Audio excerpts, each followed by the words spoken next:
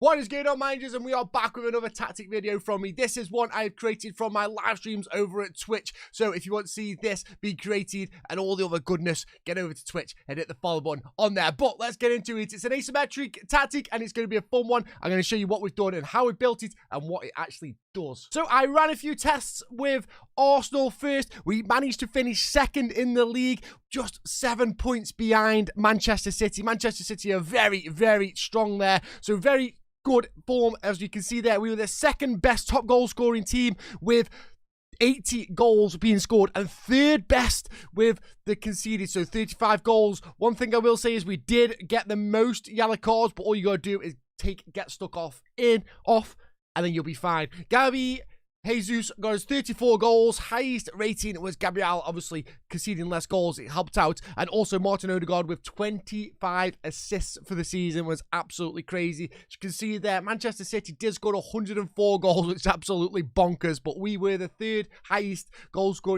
highest goal scoring team with 80 there. Like I say, only 7 points off getting Manchester City. It would have been a good one to beat them. But when they're scoring 104 goals, it's a tough one to do.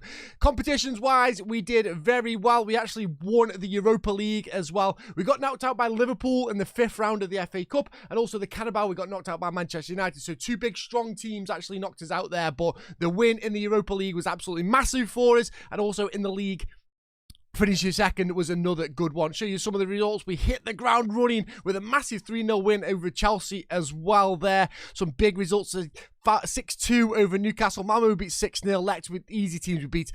Away from home, though, once again, poor form, losing to West Ham and Liverpool. Then we went on another great run, losing away from home to Spurs, which is never good. But we did get a good result against Manchester United, a 2-2. So we carry on the form down here, getting some good results. We beat Manchester City 3-0 at home.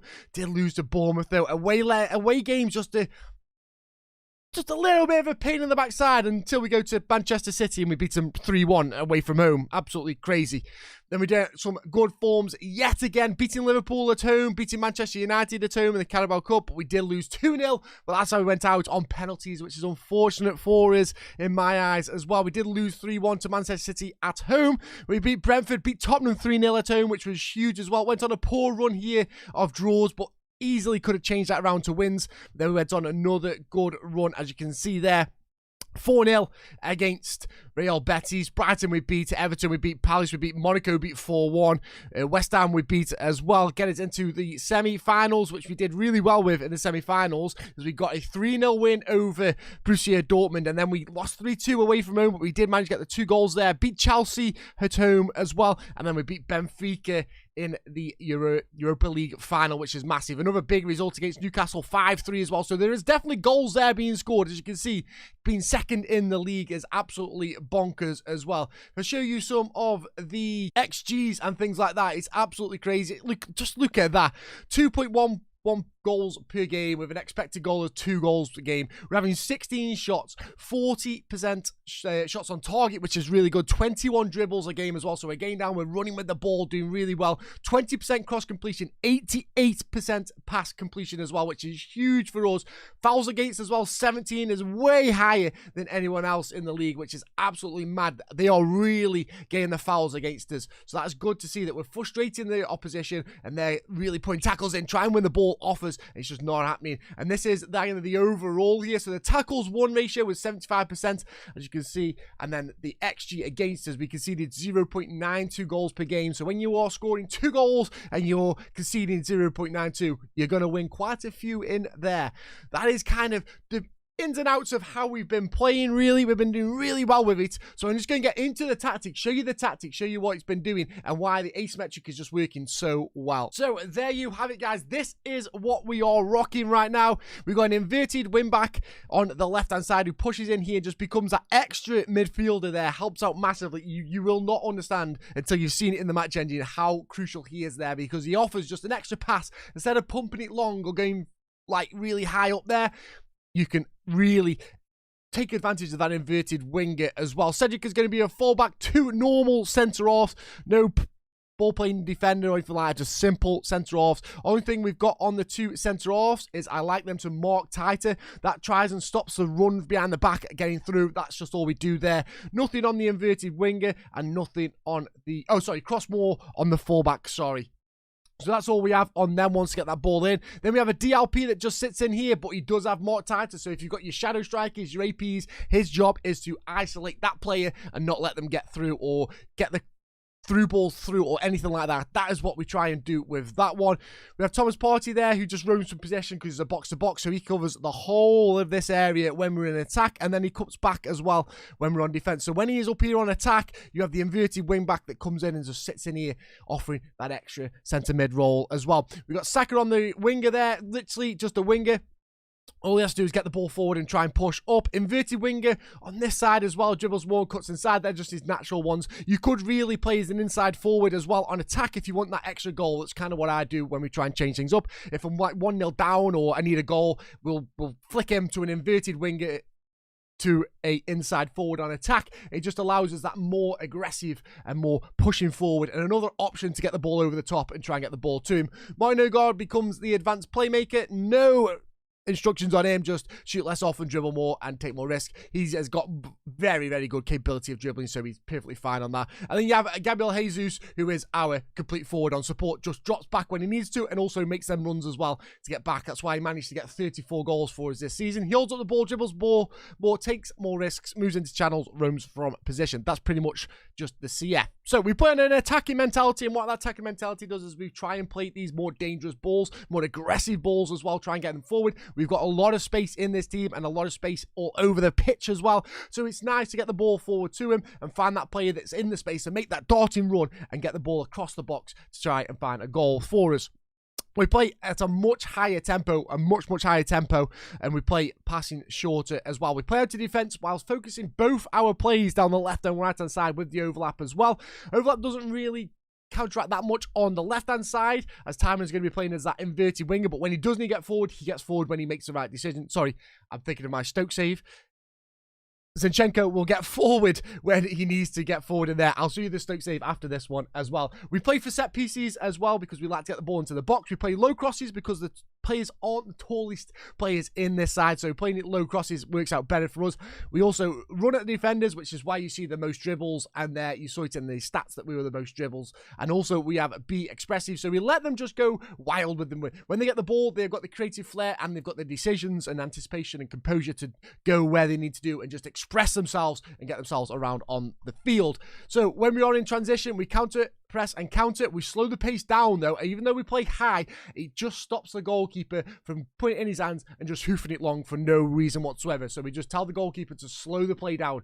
That's not anything to do with the tactic. It's just to make the goalkeeper think, right, I'm going to throw it out here and we can start playing some better football. We distribute to the fullbacks and the centre half, so we'd like to play out of defence when we need to, and that's where we go from there. And he takes short kicks when he needs to.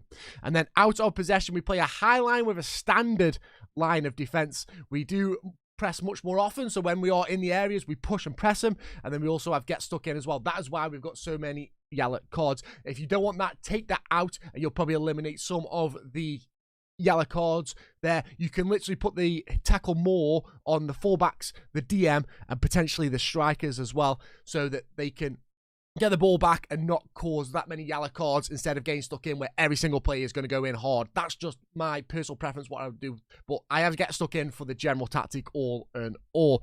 That is the tactic, guys. That is what I've been rocking. This has been working really well for me in the Premiership with Stoke City. So I'm going to hop over to the Stoke City save and I'm going to show you just exactly how we're doing there and how well it is working. As you can see here at the Stoke City save, and this is my live one. If you're not following live over at Twitch, guys, www.twitch.tv/take147. Get yourself over there and get checking out this as we created this tactic all on the stream. So as you can see, we're the 4th highest scoring team in there. We are the best as in conceded goals. We've only conceded 10 so far, so that is absolutely brilliant that we are doing that. Keeping the clean sheets, it was one thing that I was struggling with in previous seasons, but now we have eliminated that, and we've only conceded 10 goals all season, which is absolutely glorious. We are sitting second in the league as well, up there with some very good teams. As you can see, the form went really well. We beat Arsenal, we drew with Chelsea, and then we just carried on going. We did lose to Tottenham for our first loss, but the form just kept on going. Lost to Liverpool, unfortunately. We just got to start beating these big teams, which we are slowly getting into now, as we drew with Manchester United and beat Manchester City 3-1 as well. The team is looking a little bit stacked, I'm not going to lie, guys. As you can see here, we do have some very good players in this side. We are in 2029, so you've got to understand that players are developing, and we've got some good players in here. And I'm going to say that Thuram is one of the best players I've ever used on this game. He is absolutely unbelievable for us. So what you need there is obviously his great physicals and then his work rate as well. Just, oh, he's instrumental in the team. And there's a box-to-box. He's just absolutely perfect. And there you are with Josh Tymon, who I was on about earlier. I meant to say Zinchenko, but I meant Josh Tymon because in my head, Josh Tymon is playing that position. That's what we used to in there. So it's the exact same kind of formation that we were playing. And like I say, as soon as we do go down, we just switch to an inside forward on attack, try and get that extra player forward and get a ball in. But we've been absolutely flying in here. Let's have a look at some of the XGs here from us on the attacking team. We're scoring 2 goals per game as well. And our expected goal is 1.8. As you can see, our dribbles are 28 dribbles a game. It is, I think we're the best in the league for that as well. Our pass completion is 88% as well, guys, which is absolutely high up there with our completion. And that's just that short passing nice intricate football, and then having the guys to dribbling at the ball. It's really good. So you want high dribblers, high pace, and good passing ability in this side. If you've got that in there, you're going to be very, very strong with this tactic, as sure as that. And then we got a cross completion of 21. Obviously, we've got players with more crossing in, which just gets the ball in, tries to wimp it round, and it's helping out massively. Let's have a look at our tackles completion. Our tackles won is 75%, which is really good as well, which is nice to see. Shots on target is a little bit lower than I expected, but we can definitely change that and sort that out if we sort out our chance conversions in our training. So we are going to have a look at what's going on here. Fouls made, we are very low. Well, we're very high, sorry, on that. So we need that come down a little bit. We are making too many fouls, which is not a problem. We can sort that out. Clearances per game is 10, but we are only having... So we're not allowing the attackers to get into our area. As you can see, only conceding 10 goals, so we don't really do much clearancing because the opposition don't get there, and that's why the blocks per game is low as well, purely because we don't allow them to get into our space or into our area to have said shots or block shots or anything like that. So that's not bad at all. Even though we got it low, don't be too offended or think, oh no, we're panicking there because we're not doing that. It's actually quite good because we're not letting them have the attacks. So from here, you can see that Tezgal has got his 19 goals in the league. I don't think it's top goal scorer because Haaland's having a ridiculous season this year. Yeah, Haaland has got 27 and 17, but the fact that he's got 19 from 17 is absolutely glorious and just showing that we are playing really well. We have 10 clean sheets as well for Lunning, which is absolutely crazy as well. So with the right players and with the right stuff, you can really get this tactic going as well. And you're probably thinking, oh, Chick, you've tried it with 2 decent sides. Oh, well, Stoke are not decent, but we've signed some good players. So here's the last test that I did, and this is how we got on with the So I ran the test with Wigan, complete no signings whatsoever for the first season. We actually came 4th and we got promoted through the playoff spots. Absolute crazy scenes, as you can see there. But we were the 5th highest goal scoring team with 75 goals. We did concede a lot this year though, 19, but Wigan is not the best side. I'm not going to lie, they are not the best side, especially with no signings whatsoever as well. So to get them promoted first season is absolutely crazy. I will show you the tactic here. This is what we're running. The same stuff, guys. The exact same stuff. And it was absolutely brilliant to see that it came in and worked really well for us. And yeah, not too bad. I'll show you the XGs here. A little bit high again. Look at the dribbles again. It is down to the players getting the ball and running with it. The box-to-box runs with it. The inside inverted winger will run with it. The winger will run for it. And the AP will run for it. 4 key players that will get the ball, run down the wing with it, and cross it in. these are instrumental. You need people that are able to dribble here as well. Expected goals per game was 1.28. We actually got a 1.5, which was quite good as well. 12 shots per game as well, which was way above the league average. 39 shots per percent on target. That's poor. We could have done better than that, but it's above the league, so we'll take that. We'll absolutely take that. Cross completion as well was pretty good with 14%, better than what we've had previously with some other sides as well. So pass completion of 86%, which is really good for a Wigan side, really good. And fouls against per game was 14, so we're really causing some problems with that dribbling attributes as well. The defensive one here, again, as you can see, we're making 26 tackles per game, which is nice to see. It's above average of the championship as well, conceding only 1.18 goals per game. As you can see, fouls made was 17, which is not too bad in my eyes. I know that it's quite a lot compared to the rest of the league, but I don't mind. That's what that get stuck in does. You can, like I say, take that off and you'll be perfectly fine to just carry on, and you'll get less fouls and less yellow cards. It's up to you on that one. Clearances was 10 per game. Clearances was 10 per game, which is lower than anyone. But once again, you're stopping the players from getting into the box. Same with the 5 blocks. And the interceptions was a little bit low as well, just causing them to make the mistakes with the long balls over the top and different things like that. So this tactic really does work. And like I say, guys, there's a couple of mixed results in here because it is the championship. But you will see a couple of greens all over the place. It was nice to see that we finished the season well. And we actually took Burnley to extra time to get the win there as well. See if I can show you a couple of goals here, see how the tactic works. It actually starts with Hull having it, but there you go, the press of our players, getting the ball forward, and then that high tempo, pushing the ball through, finding a great pass to the complete forward, just comes away, round the goalkeeper, takes it easily, and Fletcher just slots it away to give us a 1-goal lead. There's a long ball over the top, finding the space of our wingers here, the inverted winger coming in with McLean, gets the ball in, great ball across, seeing that cross completion, a little bit lucky as the ball falls through, but there is our advanced playmaker just sitting behind the striker, getting involved and scoring a goal for us. This is where we use a little bit of the wing play. Once again, Keane gets on the ball, finding the space, finding the gaps all the way through, easy cross across, and that's just showing you the cross completion, why it is so important there. We just get the ball, play it down, and play real nice football with them. Guys, let me know. I'm going to leave the tactic down below in the descriptions. Let me know how you get on with it. It's a real fun tactic to use. Like I say, promoted with Wigan, which was absolutely crazy times for us.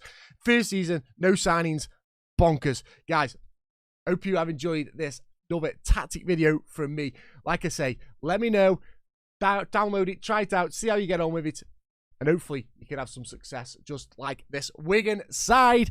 Guys, thank you very much for joining me. If you have liked it, please leave a like, hit the subscribe, also massively. I'm trying to get to 700 before the end of the year. That would be absolutely magical if we can do that, and a nice Christmas present for me. Also, guys, like I said, if you want to see me live over at Twitch, www.twitch.tv/tick147, get over there, hit the follow button. We do all this tactical analysis and all that stuff all in there whilst we try and win the Champions League with Stoke City. But guys, thank you very much for taking a little part of your day, checking my content out. It means absolute world to me. I'll catch you all next time. Much love and bye-bye.